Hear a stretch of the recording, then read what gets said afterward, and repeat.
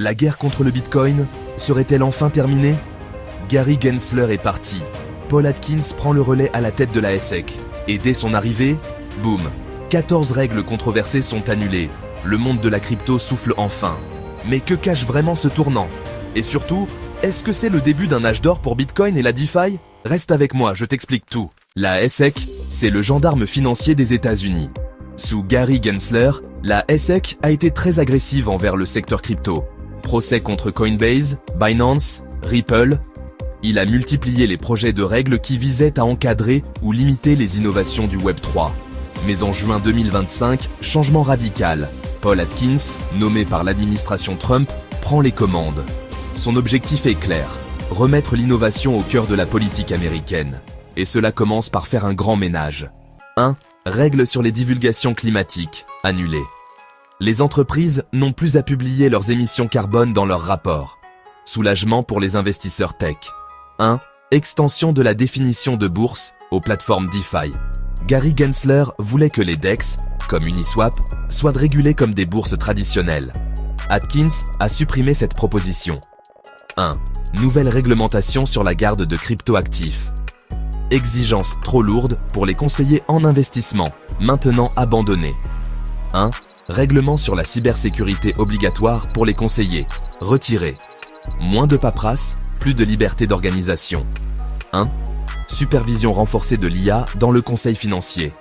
La règle aurait empêché certains algorithmes d'analyse crypto, retiré.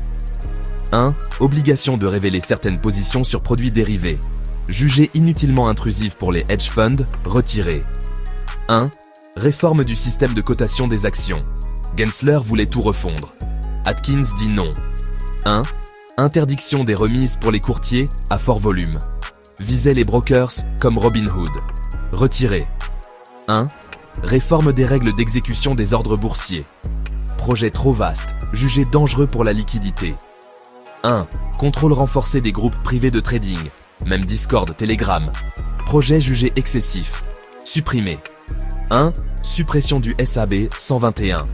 Ce guide interdisait aux banques cotées de détenir des cryptos. Retiré, Arbat feu vert pour la garde institutionnelle.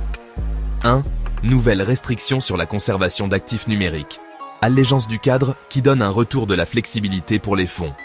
1. Règlement IA, appliqué spécifiquement au conseil crypto supprimé. L'innovation peut reprendre. 1. Reporting ESG imposé aux investisseurs crypto. Retiré, fin des contraintes liées aux critères environnementaux. Blockchain Association, une décision lucide et attendue. L'ère Gensler imposait des règles sans vraie concertation.